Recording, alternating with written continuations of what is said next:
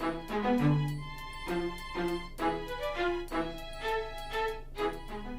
everyone, I'm Grandmaster Denes Boros and this is Insane in the Endgame. And this time we are going to look at some special games from the 80s and 70s where we had quite spectacular champions of that time. So we're going to look from an Olympic champion's perspective. That's going to be the first game. And the second one will be from the birthday boy. I don't know if you know it, but a Swedish legend has just turned 70 recently. So stick around to know which game we're looking at in this review. Alright, so the first game is Ribli versus Karpov, played in the 70s, and little did they know at that moment that this will become a rivalry. Not the Karpov-Kasparov level rivalry, but a rivalry nonetheless where Karpov will get some hardships. Ribli, if you did not know, is well known for his positional touch, which actually became more prominent, like his style does reflect on modern day chess, and you often see that return. So let's start with this one. The opening really does not interest us. It's something that is non-standard. What we're more interested in is this position. Now, if you just look at it, we can notice that Karpov gets very good counterplay. The king is safe, all is very good, but on the other hand, Black will have to deal with these doubled pawns on a6 and a4, while this c7 and d6 is somewhat backwards. Usually pawn centers are on d5 and the pawn is on c6, right, supporting that. However, Ribli, who is an Olympic champion and a very strong player in his own right, is making sure that never really happens. Obviously, queen d7 doesn't work just yet, because that would lead to a piece loss via rook takes e7. So instead, rook e8 happens. And here comes the first question. That is something that we need to understand. So once Ribli gets a good stranglehold on the position, he never lets it go. So let's think about ways how Ribli can keep that pressure on and keep it going.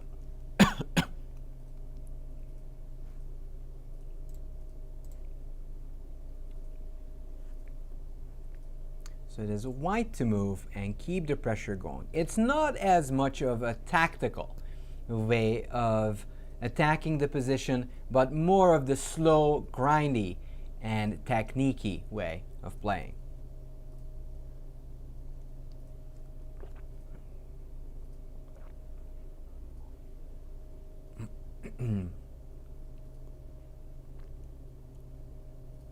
Yes, correct.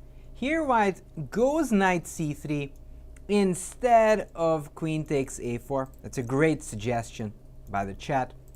If you go queen takes a4, you are letting loose this grip, and Karpov can start pushing the c and d pawns, and black sort of starts breathing much easier. After this move of knight c3, there is still a stranglehold on those critical squares, and white will be able to nudge that pawn.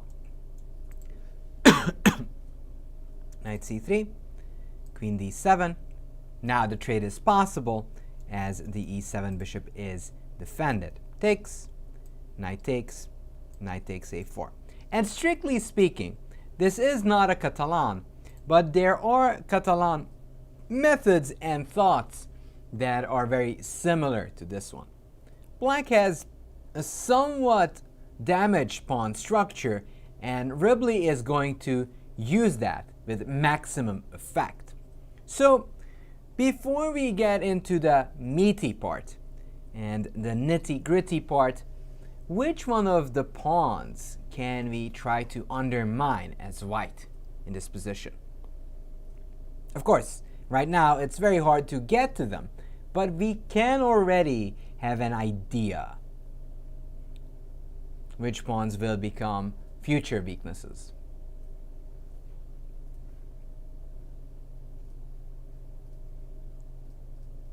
Well, at the moment, it's very difficult to have mating threats when there are absolutely no attacking pieces on the board and the queens are traded off.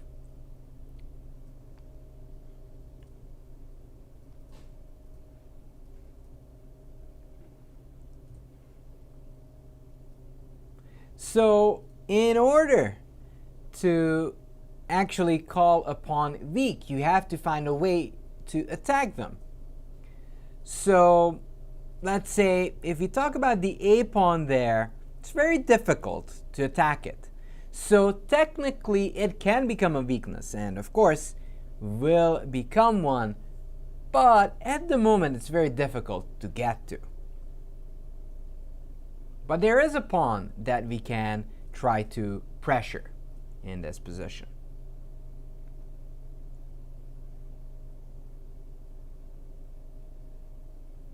Yes, indeed, that's the c7 pawn. So we found our target, we just need to find a way to come and sneak on closer to it. Bishop d2, bishop a5. Very, very good. And Ribli does that exactly. He goes after that pawn with this plan, over defending this square, and then going for bishop a5.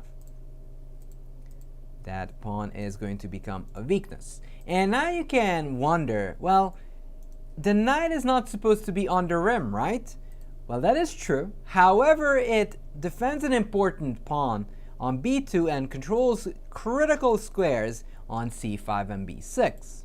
If, for example, black would go knight c5, white would be able to capture, pawn captures, rook b1, takes, bishop takes, and even though it's material equality, black has way too many pawn weaknesses to claim that the position is even. In fact, it's white who will call the shots, and after an eventual b3 and a king maneuver up to e2, d3, and c4, black will be struggling not to lose this endgame. So this knight is not to be underestimated because of that. Bishop d2, rook e6. Now, if you look at the position, we can note that it is black who has less space. Black's pawns are a little bit loose. So, we either want to attack them, as we mentioned, we can try something like bishop a5, or fix these ones. And this is the plan that Ribli chooses. So rook d1, rook e8, king f1. Very, very simple plan. He's not afraid to trade. He knows in the long run, even without the rooks, or a pair of rooks, white will get a chance to move on with the attack. So, king f1, king f8. So far so good. White does nurse a small advantage. But how can we build a bigger one? And that is actually the struggle that most novices face. They get a good position, but they're uncertain how to continue. And surprisingly enough, this game was a youth game between Ribli and Karpov, and just shows how much of a talent Ribli had at that time, and of course still does. So how can we try to build and restrict Karpov's play in this position?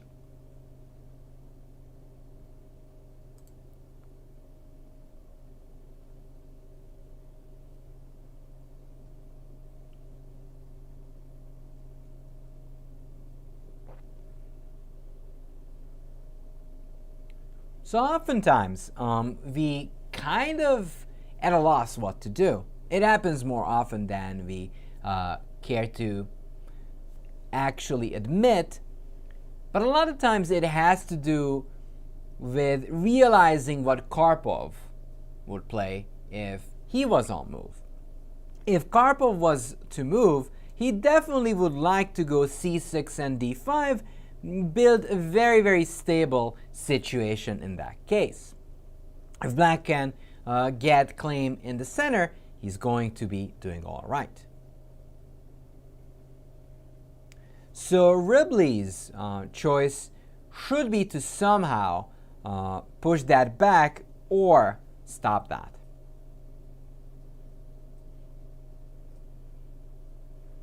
Bishop c3 makes sense, but if you go bishop c3, you are forcing trades.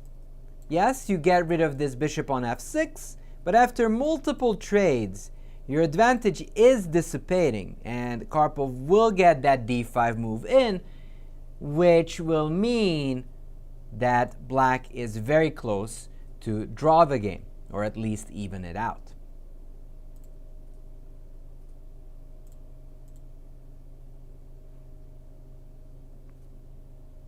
So many paths and ultimately one defined solution? Not always. Actually, there are multiple ways leading to Rome. And that goes for chess too. A couple of other things that you can play here that would still be very successful. As it's suggested in chat, c4 is a great move. I like it. It wasn't played by Ribli, but that would solve our problem. No more d5, and Karpov would have to look for a different plan. Ribli actually plays b3 first, making sure that Karpov doesn't have a single target on the long diagonal.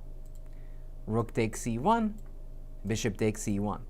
So Ribli knows that with every trade, his advantage just dissipates.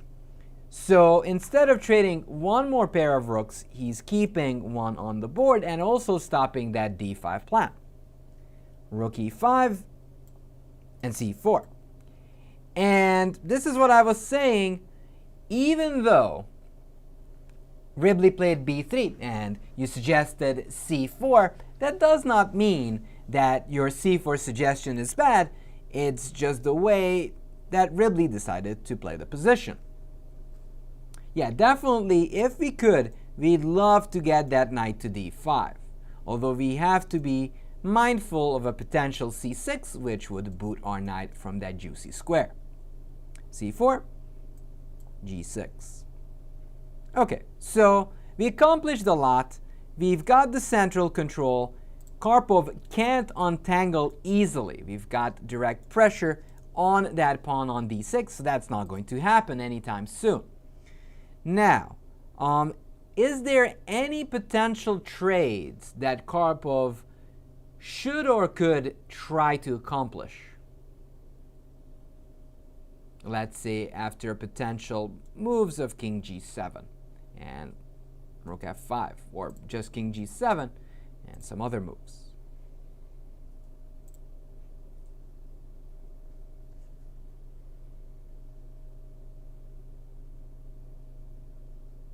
Well, Black clearly wants to trade the knights, if possible.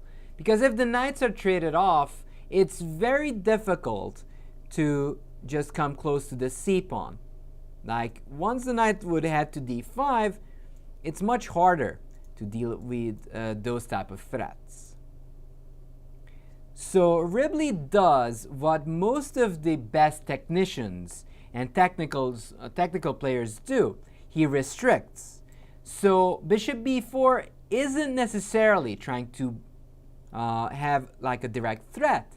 It's just trying to take away a potential knight c5 idea. If Black goes knight c5, Ribli might just choose bishop takes, pawn takes, and knight to c3.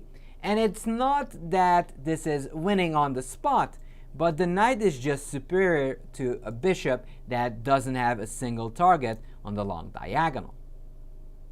Naturally, Karpov doesn't want to get into that and goes rook f5. Bishop d2. A little bit of maneuvering to and fro. And you might be a little bit confused by this, and that's reasonable. But probably Ribli decides that instead of occupying and stopping knight c5 from b4, he might just get the bishop to e3 instead, where it will support a potential c5 break. And that would be more conducive to his plans. Bishop d4. Karpov is resisting. Karpov is resisting that idea, and seemingly successfully. However, Ribli finds a way to outsmart Karpov in this case. What did Ribli do?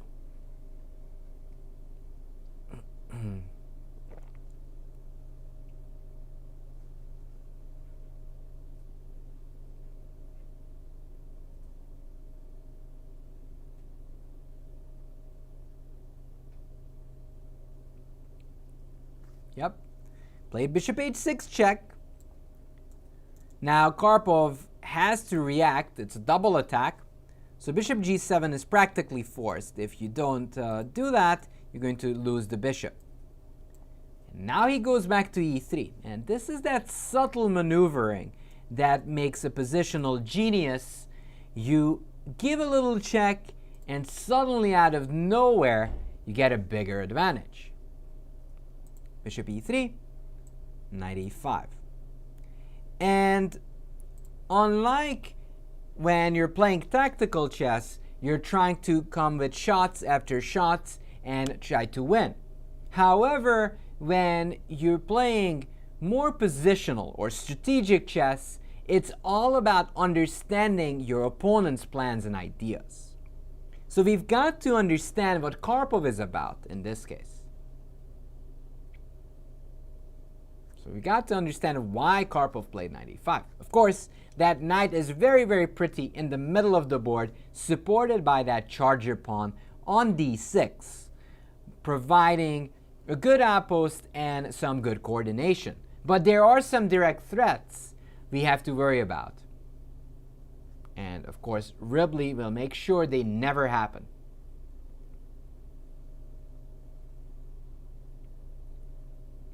So we might be considering moves such as c5, but if we do, we completely ignore what Karpov is setting up. If we go c5, bam, knight g4, and suddenly an advantage that looked very, very comfortable just falls apart.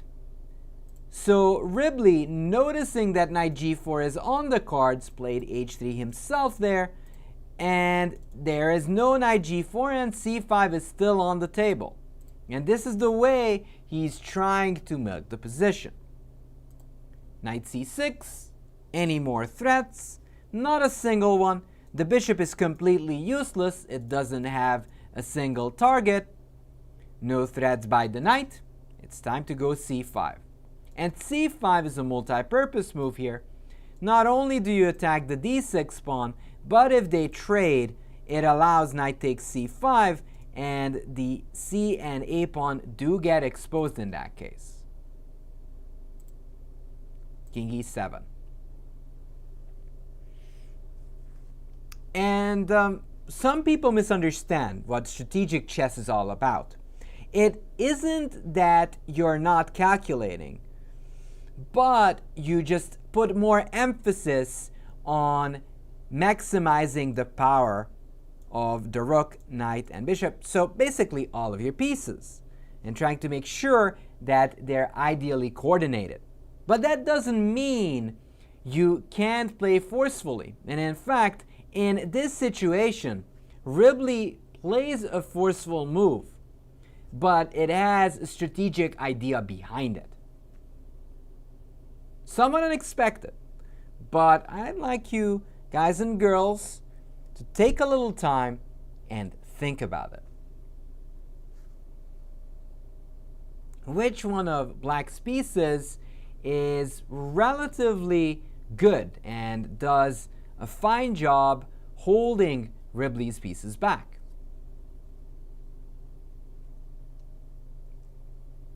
Yes, it's the rook on f5. That rook on f5 does a fine job cutting off and disallowing white to completely take over. g4. g4 is a dangerous move to make when there's queens on the board, but not in this case because we're deep in the endgame, and also it gets the extra benefit of misplacing that rook. It literally can only go to e5. If rook f6, there's bishop g5, and black is going to lose the exchange. And if the rook goes to f3, white can play the simple king g2 with the same idea after rook f6 and bishop g5. So g4, rook e5. However, this rook is very clumsy over there. Not only does it close up that bishop, but walks straight into this idea of knight b6, threatening knight c8, and also building the idea of knight c4, hitting the d6 and e5 rook. So now there are very big issues. Before, Karpov would only have to deal with this single threat of knight c8. But now it's doubled because of this g4 move that we played. Bishop f8, bishop f4, ramping up the pressure on the d-pawn. Rook e6. Now, again, we're getting into the most critical moment, the biggest critical moment of all. Can we win the d-pawn, or should we look for a different target? It's actually very simple. Whenever you're trying to win a pawn here, it's the d-pawn, this d6 pawn, we always have to check if we outnumber the defenders. If we're not outnumbering them, plain and simple, we're not going to win the game, or we're not going to win the pawn. But if we do, we can, of course, take it.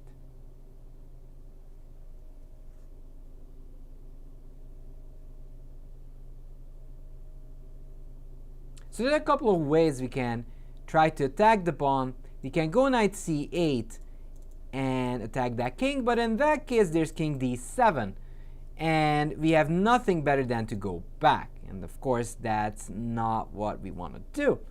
Right now there is 3 defenders, 3 attackers. If the attackers don't outnumber the defenders win. So instead, here Ribli decides to shift gears and attempt to invade via the c file.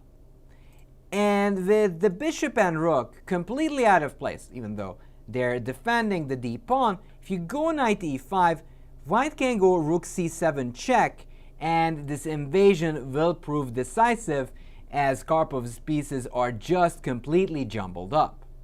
They have no coordination whatsoever. So here Karpov decides to give up a pawn instead and fight from there. Knight takes d5 check. Of course we take the free pawn. King d7. Alright, so white did get a pawn for nothing. That is a good news. However, can we relax? Not really.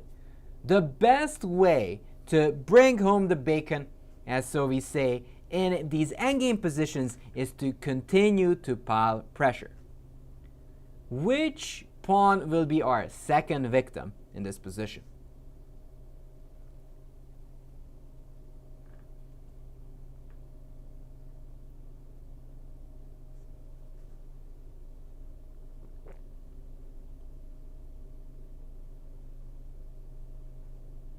It's the a6 pawn, yes. It's very lonesome over there, and it's what we call isolated. So Ribli immediately pounces, double attacks the rook and the pawn. Luckily for Karpov, there is rook e4, attacking the bishop, and you can't just move anywhere. The king can take on c7 in that case. Bishop g3, f5. It's getting heated. It's getting heated. It's getting somewhat heated here. Now, we get into that usual dilemma. Should we take on f5 or should we not take on f5? Depending on the situation, right, we would make a different decision. In this case, we've got to remember we are up material in an endgame. So trades are great for us. So of course we're gonna take it. Take, and of course we're gonna take the a6 pawn, f4. And this is again a simple question where to put our bishop. Now if we would go h2, it would be walled up by this f-pawn. So Ribli comes up with this very good move of bishop h4, and basically finding a roundabout way of involving his dark squared bishop in the game. Rook e5, rook c4. So white is very close to winning, but he still has to be very precise. A, not to get this knight into trouble, and also B, not to find himself in any sort of tricky mating nets. Rook f5, b4. And b4 is a very clean move by Zoltan Ribli. He is creating an outpost for the knight, and once the knight escapes from its captivity on a6, it's clear that Ribli is the one who's going to win the game. King d6, b5. Now, you can't let this pawn run all the way to the finish line because it would just queen. So Karpov takes, bishop g7, rook f7. And this is probably the most important thing to learn from this game. Even if you get the advantage, you should not slow down. You don't have to be defensive just because you're up ahead. You can try to look for new targets, and that's what Ribli does. He's putting pressure on Karpov's lone pawn that is left on h7. Bishop e5 takes that one as well. Rook a5, and even though Ribli is famed for being a technician, a technical player, more of a positional one, he still spawns tactics when it's necessary. So it is Zoltan Ribli to move and come up with an elegant solution.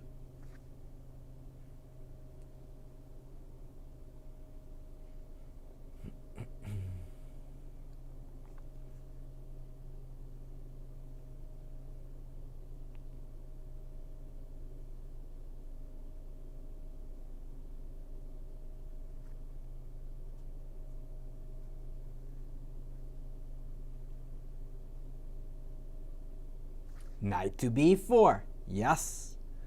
Seemingly just dropping a knight for nothing, but we can thank ourselves for posting this bishop like a dozen moves ago, and now together the rook and bishop will fight back when Karpov takes the knight. Bishop e7 check, and that knight is gone. So if we would have kept the bishop on h2, we would never have this tactical opportunity that saves the knight on a6, which actually just leads to a trade.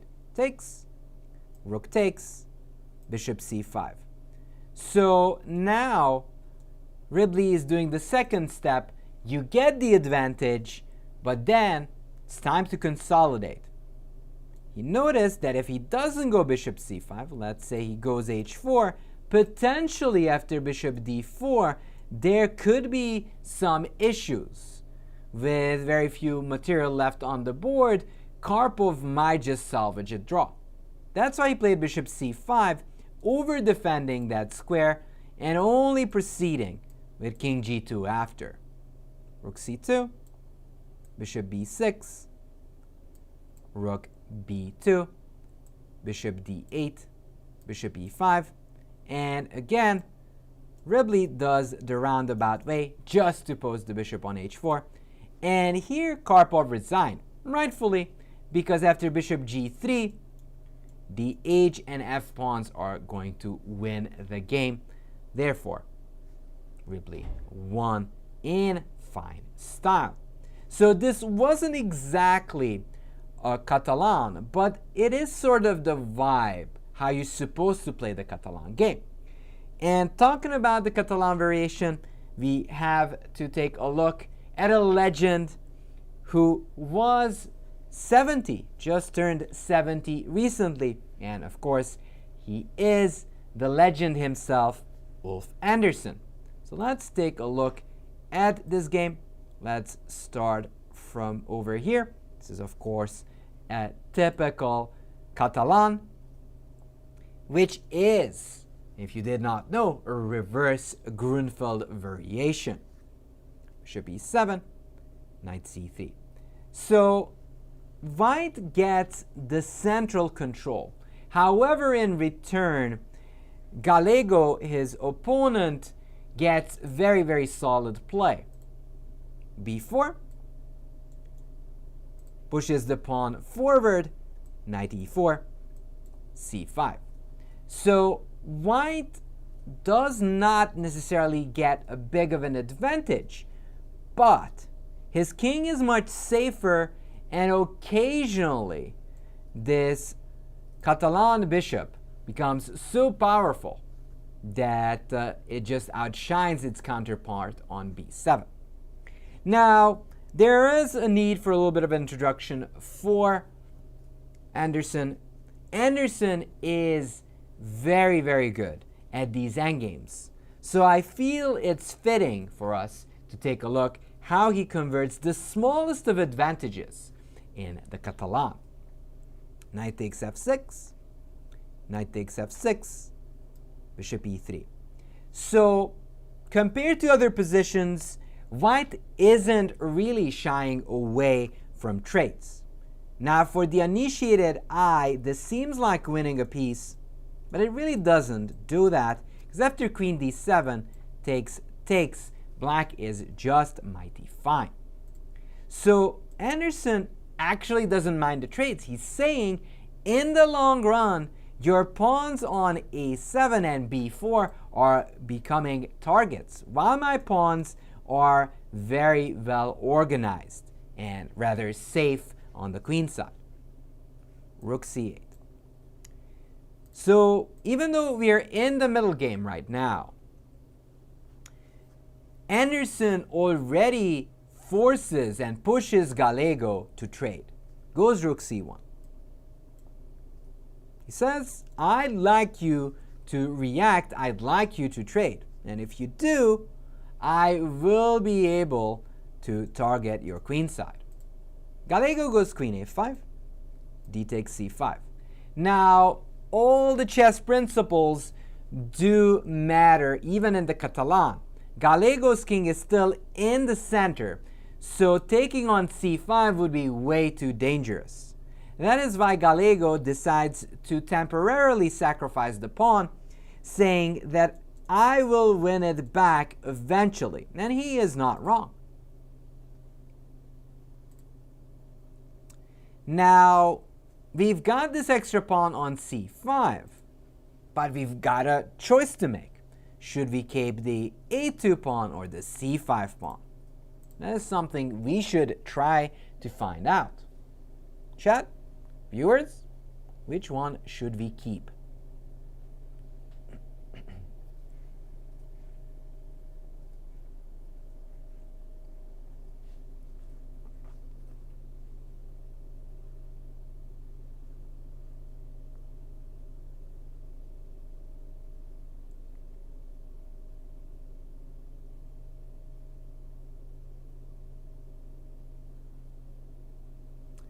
So I can see there is some division which one to keep as white.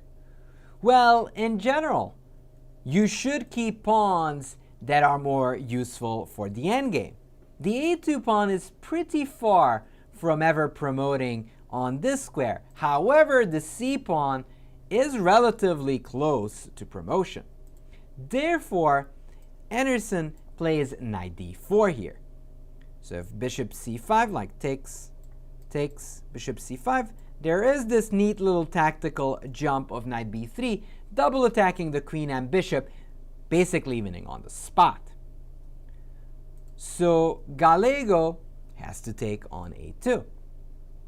Knight b3, Now if queen takes b2, the queen would get trapped via bishop d4 and rook a1. So this kind of justifies Ulf's decision of defending the c-pawn instead of the a-pawn, and as we already mentioned, this c-pawn might have a beautiful future in the long run, and it is what we would call a passer, heavily guarded. It's not a protected pass pawn, there's no pawn protecting it, but it is very good. And also, don't forget, with this trade for an a-pawn for the c, now we've got a clear view on a7. Not to mention, the b4 pawn can become a target as well. Rook d8, bishop d4, queen a4. So the first part of Andersson's plan was accomplished. He got the control of that square on c5, got the right trade. Now he has to decide which way to put pressure on a7 and b4.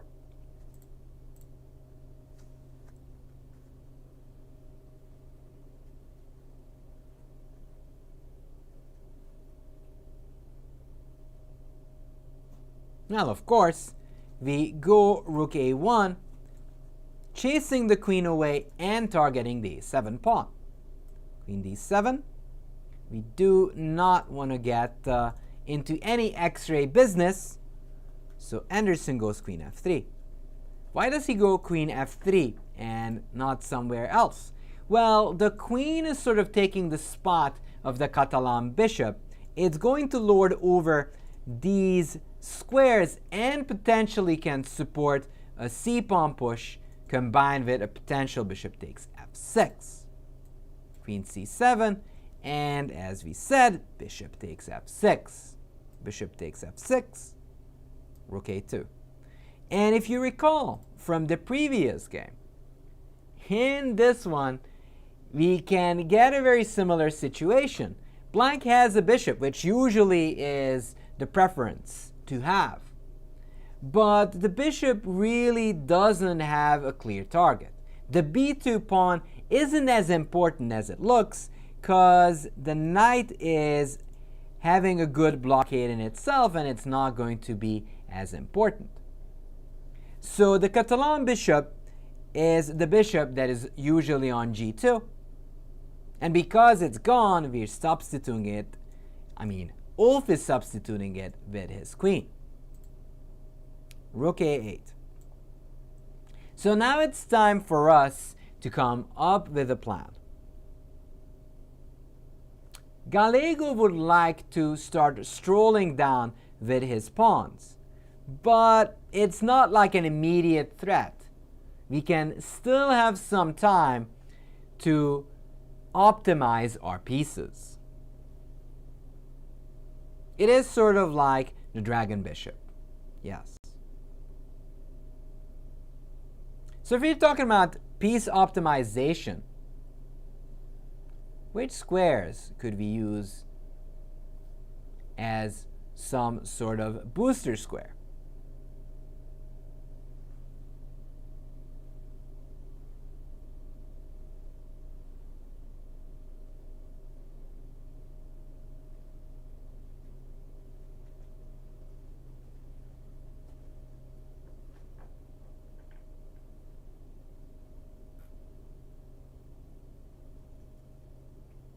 So obviously, when we want to make sure our pieces get extra power, you centralize them. And Ulf also follows these age-old rules. The queen in the center becomes all too powerful. It attacks in all directions, and it takes away the e5 square from Galego. So that's why you want to get your pieces centralized, because in that case your opponent can't do the same thing. Queen e4, g6, rook c1. Just preparing that pawn push, and as we all know, the rook is belonging behind that c pawn. Now, you couldn't take on b4 because of this neat little tactical trick of rook b8. And if you move the queen over there, there's queen b7 check. And then there's queen takes b3, basically losing the game for white. Now, just because Ulf Andersson plays a more strategical chess, that doesn't mean he doesn't spot these tactics. He is well aware that he has to have these things under control. Rook c1, a5. So chess is a lot of times about understanding what your opponent is about to do here. That pawn is about to roll down the board. So you've got to make sure that you pay attention to your opponent's threats and not just blindly follow your own idea until it's too late.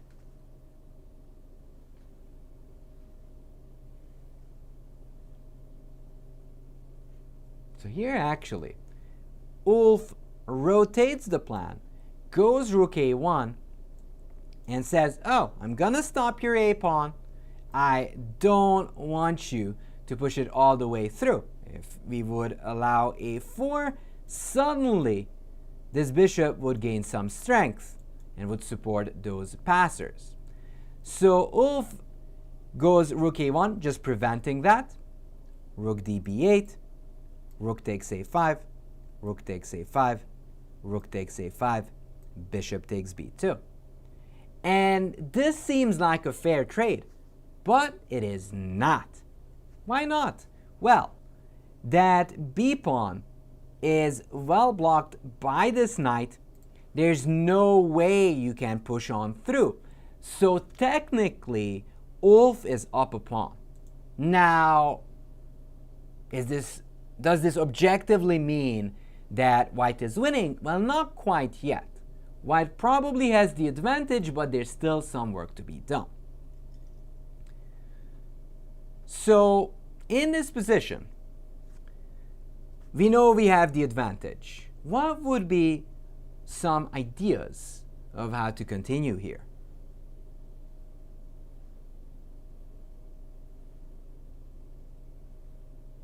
Don't forget, there is this queen blockading us. So if somehow we could remove it or just chase it away, potentially we can promote the c pawn. So that should be our goal. Right now it's difficult to do it with queen f4, for example, because of bishop e5. So we have to find a roundabout way.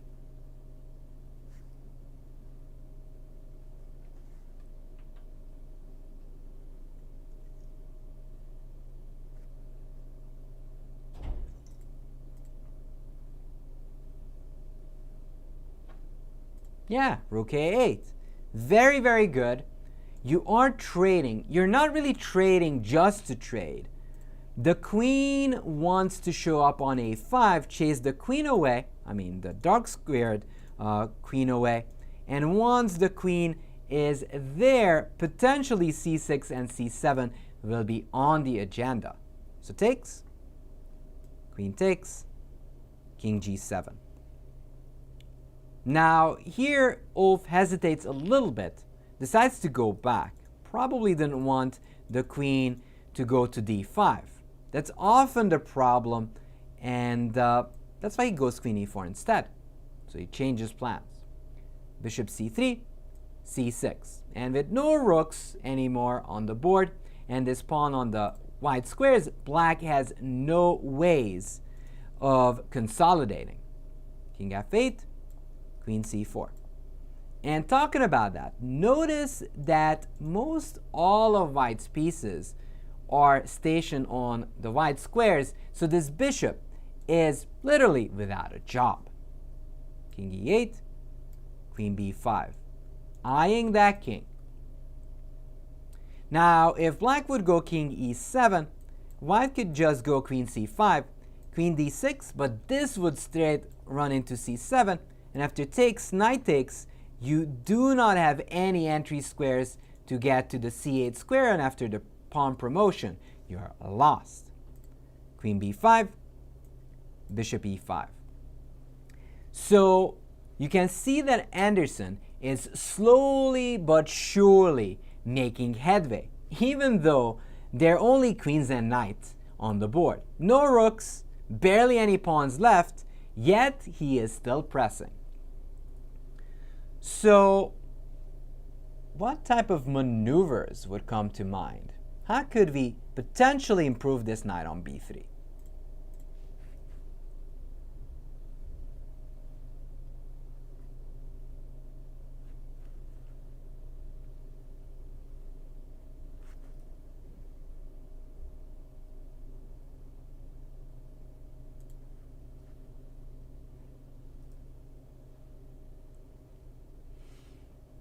And you might be asking, well, isn't this knight's job to stop the b-pawn? Well, not necessarily, because our queen is right there, defending the c-pawn and stopping the b-pawn from rolling down. So we will have more ample time to activate the b3 knight.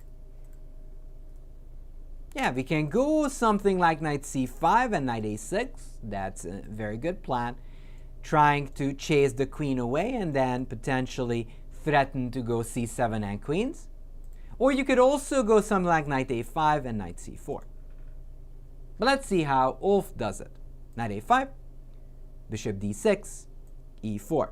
There is no rush. Galego has no active plans. If you move the queen, c7, and you lose on the spot because there's no way you can stop this. You're in a check, and the next move is c8 queens.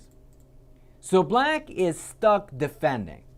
Here black plays the move f6, which is somewhat of a mistake because it weakens the pawns on e6 and f6 and gives extra chances for Andersson to infiltrate. Knight b3, king e7, knight d4. And for some it might be confusing. Why did he go knight a5, then suddenly back? Well, he realized that with the pawn moving to f6, there is no stable defender for the e6 pawn. So this rotation makes a lot of sense now. King e7, knight d4, e5. Another move that is somewhat impulsive by Galego, and Andersson is getting very, very close to get a decisive advantage. And talking about e5, what is wrong with that move? Which square became absolutely and devastatingly weakened by e6 to e5?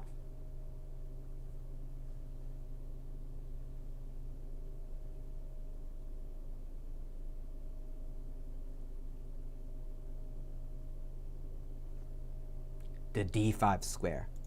This square that wasn't weak at all before becomes fatally weak now. And Andersson wouldn't be the legendary positional player if he didn't spot that. So he goes knight c2, b3, takes, queen takes c6, and even though we're getting into a position with no more passed pawn on c6, after knight e3, threats of knight d5, and the fact that this king and pawns are so weak means that Galego still has to be very precise to defend. King f8, the knight hops to that central square. King g7, queen a2. And even though the pawns are on the same side, the queen and knight does put a lot of pressure on black's position. Queen b7, queen a4, probing to get on in there. King f7, queen c4, king g7. Now they are maneuvering a little bit. Queen a6, queen b3, queen a5. Now he's trying to get in there on d8. Now, whenever you're looking at a rook endgame with 4 for each side, you usually anticipate a draw. But the quality difference between this knight on d5 and this bishop on d6 is so big that Andersson has winning chances in this position. Bishop e7, queen a4, king f7, and now Andersson takes his chance. And finds the biggest problem in Galego's position.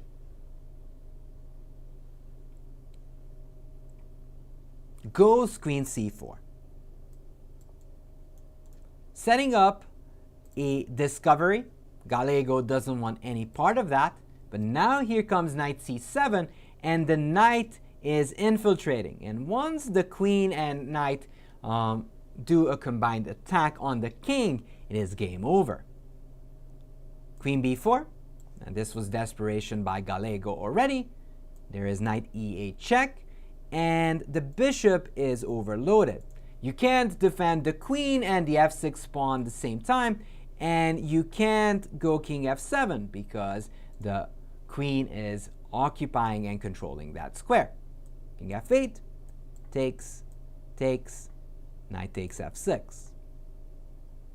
King f7, knight d5, bishop c5. So far, so good. Andersson obviously has big winning chances here.